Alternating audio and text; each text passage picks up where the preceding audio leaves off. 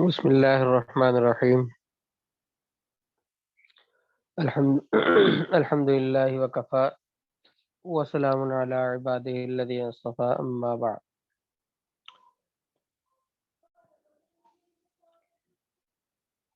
آگے فرمایا الا كلكم راع وكلكم مسؤول عن رعيته، کہ خبردار تم میں سے ہر ایک نگہبان ہے اور ہر ایک سے اس کی رعیت کے یعنی اس کے ماتحت کے بارے میں سوال ہوگا. قیامت کے دن ہر ایک سے سوال ہوگا.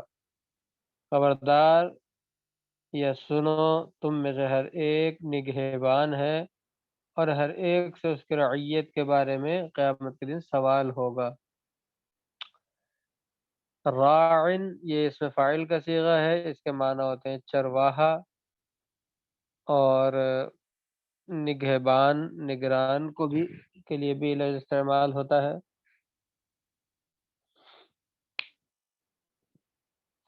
اس حدیث کے اندر دراصل مسلمانوں کو ایک کی جو ایک اہم ذمہ داری ہے اس کی طرف اشارہ کیا گیا ہے، اور وہ تبلیغ دین کی ذمہ داری ہے. جس طرح ہمارے اسلاف نے اسلام کی تبلیغ اور خدمت میں جس قدر اپنی جان اور مال ہر چیز سے جو ہے خدمت کی اور ہر چیز کو بہایا، اسی کی بدولت جو ہے اسلام کا جو بادل ہے وہ عرب سے اور اٹھ کر ایسی جگہ پر آیا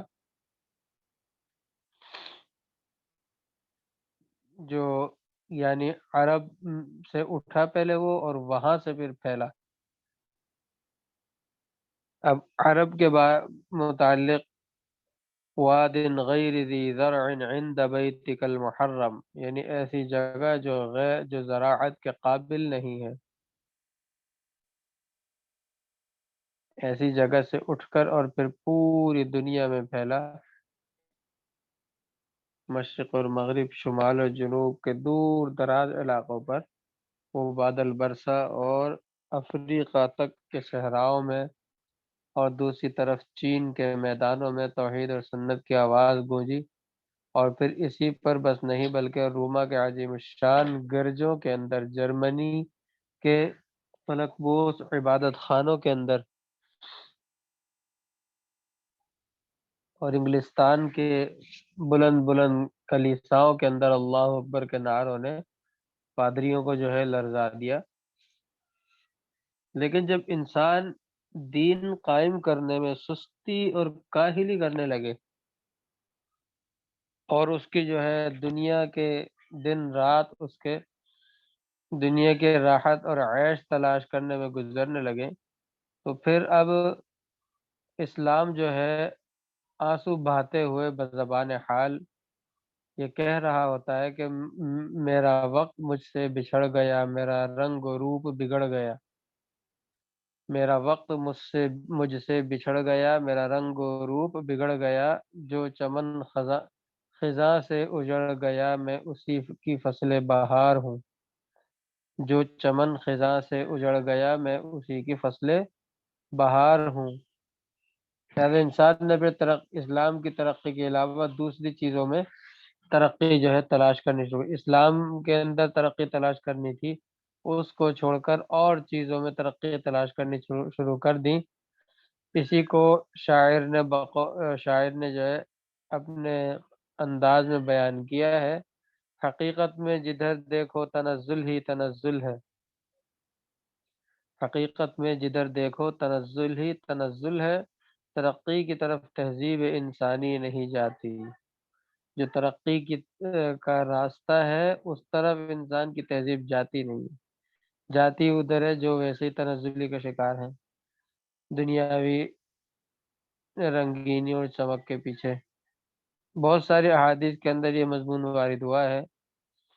لہذا یہاں پر اپنے اعمال کی حفاظت خود بھی کرنی ہے، اپنے نفس پر بھی نگہبان ہے، اور اس کے علاوہ جو اپنے ماتحت لوگ ہیں ان پر بھی نگہبان اور نگران ہے.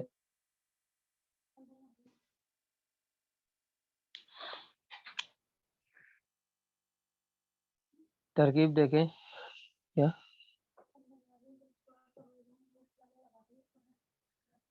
کلکم مضاف، کل مضاف، کم مضاف الیہ، مضاف مضاف الیہ سے مل کر مبتدا، راعن خبر، مبتدا خبر سے مل کر جملہ اس میں خبری ہوا. کلکم یہ مضاف مضاف الیہ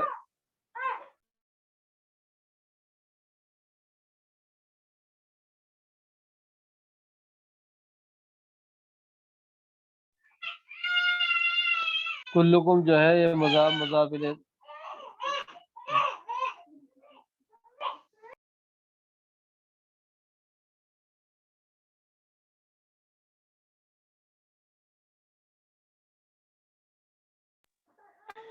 کلکم مضاف مضاف الیہ سے مل کر مبتدا اور مسئول صیغہ اسم مفعول، ضمیر جو اس کے اندر نائب فاعل ہے.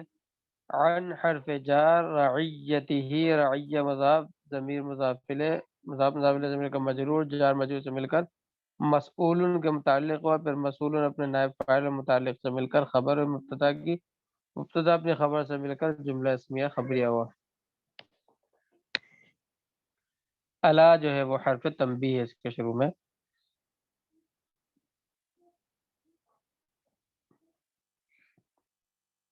آگے فرمایا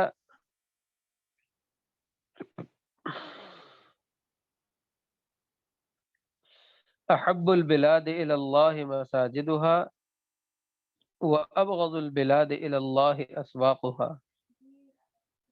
البلاد یہ بلد کی جمع ہے، اس کے معنی ہے شہر، مساجد مسجد کی جمع ہے، اس میں ظرف کا صیغہ ہے، ظرف مکان ہے، باب نصرہ سے اس کا معنی ہوتا ہے سجدہ کرنے کی جگہ.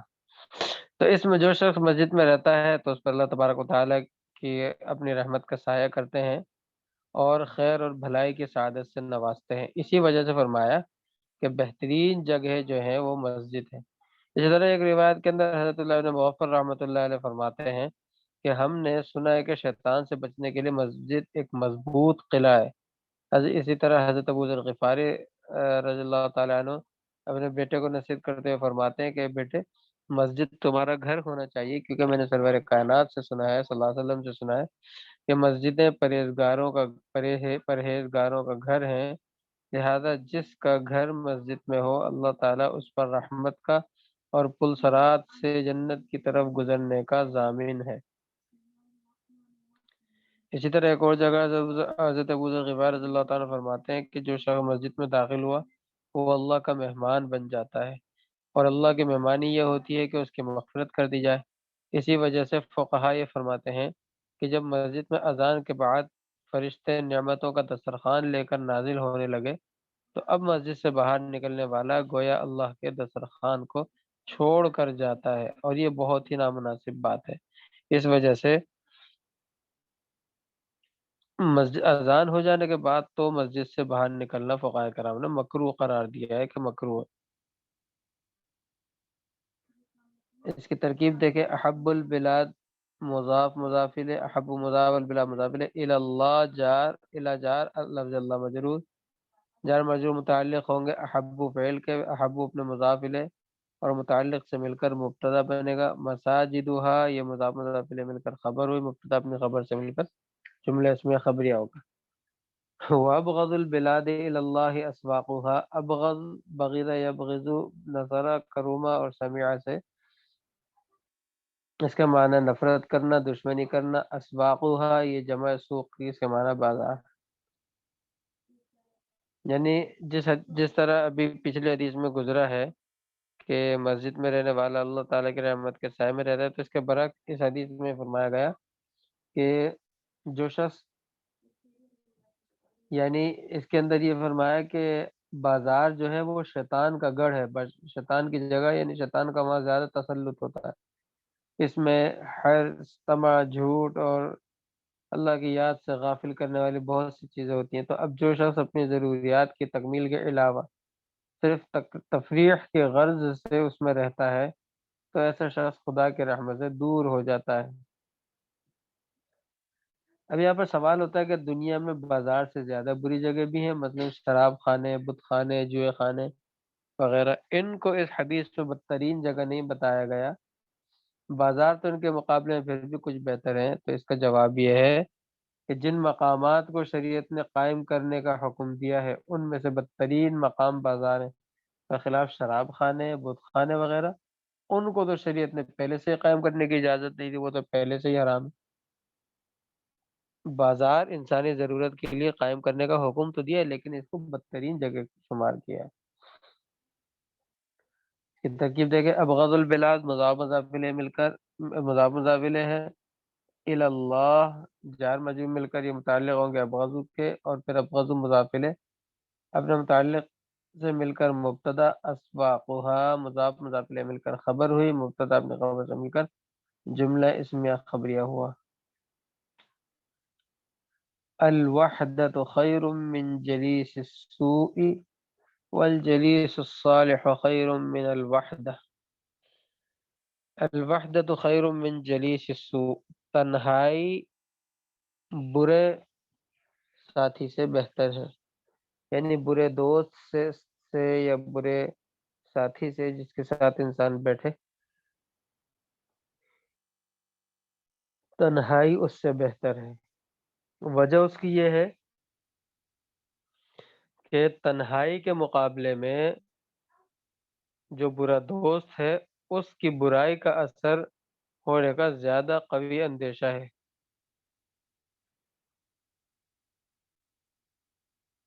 کیونکہ انسان جن لوگوں کی صحبت میں بیٹھتا ہے تو اس کی وجہ سے ان کی صحبت کا اثر اس پر ہوتا ہے۔ انسان جو ہے غیر شعوری طور سے ان کا اثر اس میں منتقل ہو رہا ہوتا ہے، وہ ان کا اثر قبول کر رہا ہوتا ہے۔ اسی وجہ سے اس حدیث کے اندر یہ فرمایا کہ آدمی جو ہے الوحدۃ خیر من جلیس السوء، کہ آدمی اپنا اٹھنا بیٹھنا یہ درست کر لے۔ اگر ایسا کوئی صحیح اٹھنے بیٹھنے والا نہ ملے تو تنہا ہی بیٹھ جائے، اور شریعت نے اس کی اجازت نہیں دی کہ یہ غلط قسم کے لوگوں کے ساتھ بیٹھ کر اپنے اعمال و عقائد کو خراب کر لے، کیونکہ برے آدمی کی صحبت کی مثال ایک روایت کے اندر آپ صلی اللہ علیہ وسلم ارشاد فرماتے ہیں کہ برے ہم نشین کی مثال ایسی ہے جیسے بھٹی کے، اگر تجھ کو وہ اپنی چنگاری سے نہ بھی جلائے تب بھی تمہیں ضرر تو ضرور پہنچائے گی، نقصان تو پھر بھی وہ ضرور پہنچائے گی، یعنی گرمائش تو تمہیں پہنچے گی۔ تو اس لیے فرمایا، خلاصہ یہ ہوا کہ ایسے لوگوں کی صحبت جس سے اللہ تعالیٰ کی یاد غافل ہو، بہتر یہ ہے کہ تنہا ہی بیٹھ کر اللہ کی قدرت و صناعت پر غور کرتا رہے۔ شیخ سعدی رحمۃ اللہ علیہ فرماتے ہیں، خاموش اند و نعرہ تکرار شان، میرد تا دیدار و تحت یار شان، تا یار و تحت یار شان، یعنی نیک لوگ جب خاموش ہوتے ہیں تو اس وقت بھی ان کے باطن سے حق تعالیٰ تک آواز پہنچ رہی ہوتی ہے، مناجات جو ہے وہ خاص اس کا ربط قائم رہتا ہے۔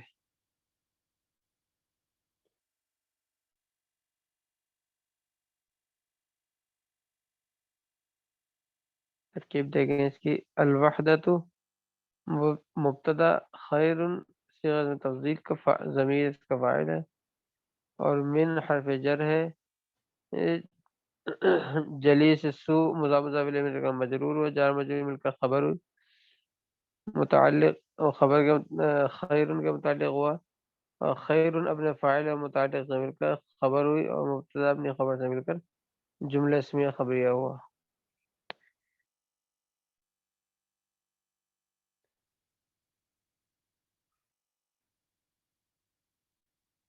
آج یہیں تک رکھتے ہیں، پھر انشاءاللہ پڑھیں گے باقی۔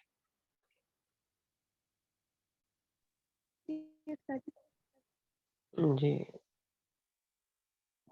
السلام علیکم ورحمۃ اللہ وبرکاتہ۔